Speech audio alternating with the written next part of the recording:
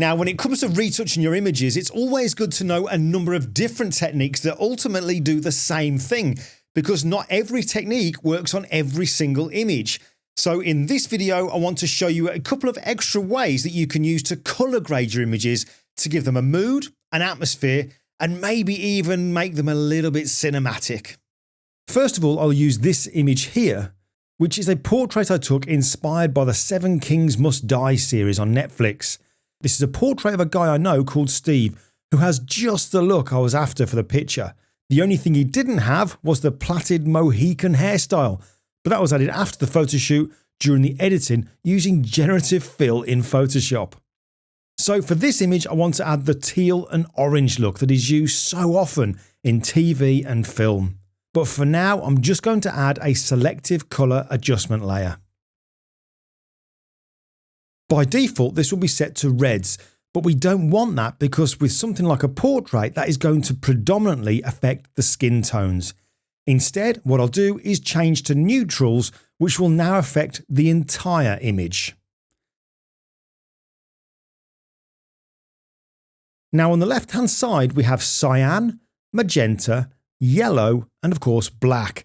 And although it's not written there, on the far right would be the opposite colours. So the opposite of cyan would be red, opposite of magenta would be green, and opposite of yellow would be blue. Now the weird thing is, you would think that if I wanted to add more cyan, I would drag over towards where it says cyan, but I actually drag the opposite way. It should really look like the properties in the colour balance adjustment layer here, but there you go. So let's just say I want to add some bluish tone to the image, which contrasts against the warm skin tones of Steve for that classic teal and orange look. I'll go to the cyan slider and drag to the right to add more cyan. I'll then go to the yellow slider and drag to the left to add more blue, the opposite of yellow. You'll notice as well that I have absolute selected just here. About there looks fine. I can always adjust this later if I want. Now I can also increase contrast by going to blacks and just moving the black slider a touch. You can see it doesn't take much to increase it. So now that I've added that cool toning to the image, the only problem is that this has also cooled down the skin. So I need to bring back some of those warm skin tones. Now skin tones are mainly found in the reds. So I'll go to the reds area here and then just start to add in the opposite of what I've just done. So I'll take the cyan slider and drag to the left to reduce it, and so add in some red, the opposite colour. I'll add some magenta and also some yellow. So now we get this. We keep the blue tones, but we now have some warm skin tones to contrast against it. Now we can take this a step further to bring back more of the original skin tones if we want, and still keep the cool blue tones intact. I'll go to the FX icon at the bottom of the layers panel and choose blending options. In the blending options properties here, we have the blend if section in the middle at the bottom, which by default is set to grey. I'm going to change that to red so that this targets the skin tones.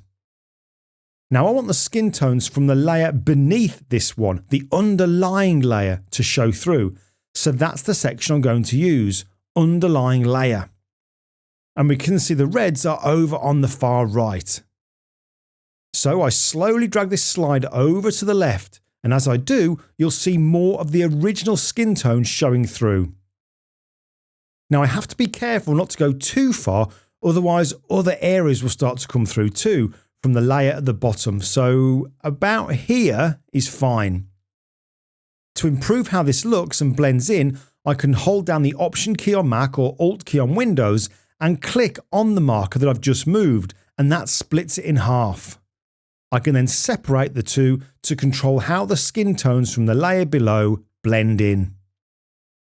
Now if I zoom in and show you the before and after, you'll see how that has added a few more skin tones in.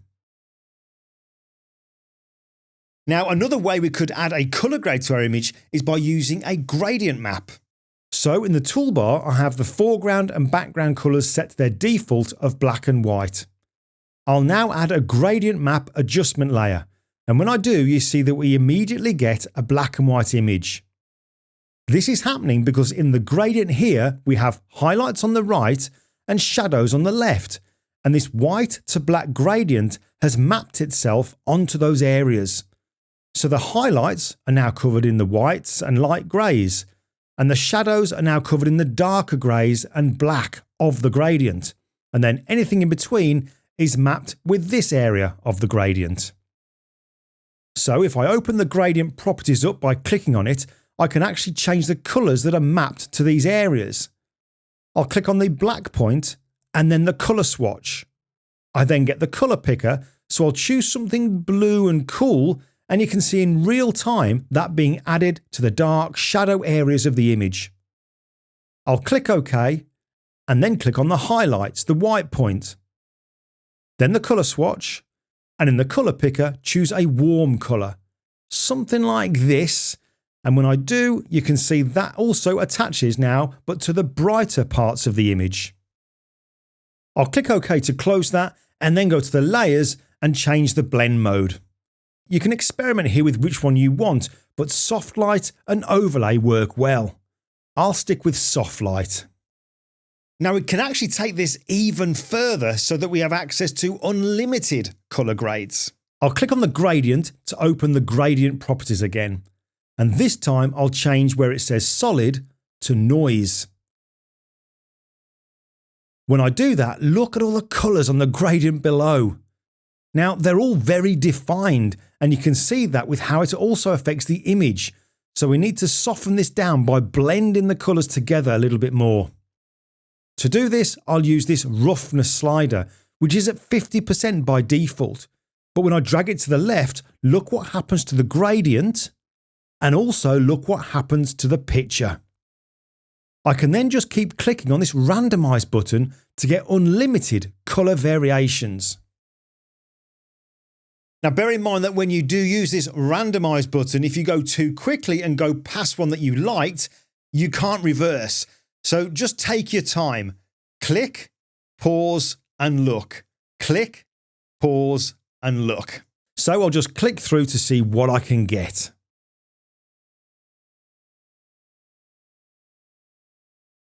Now this one I like. And just like before, if you want to bring back some more of the original skin tones, you can just go to the FX icon, then blending options and go to the blend if section. Choose reds and then the underlying layer section, click on the point on the far right and drag it slowly over to the left until you get exactly what you want. And of course, you can split the marker in half to help with the blending. So there you go, just a couple of extra techniques there for you to do some colour grading that you can call on as and when you want. So if this has been useful in any way, I'd really appreciate you clicking on the like button, which is the thumbs up icon, and if you haven't yet, click on subscribe. Also to let you know that I also create content like this that I don't share on this YouTube channel, but is exclusively for folks who receive my twice monthly newsletter. If you'd like to get those videos as well, in addition to some other content that I share, just use this link, which is also in the description part of this video. Thanks for watching.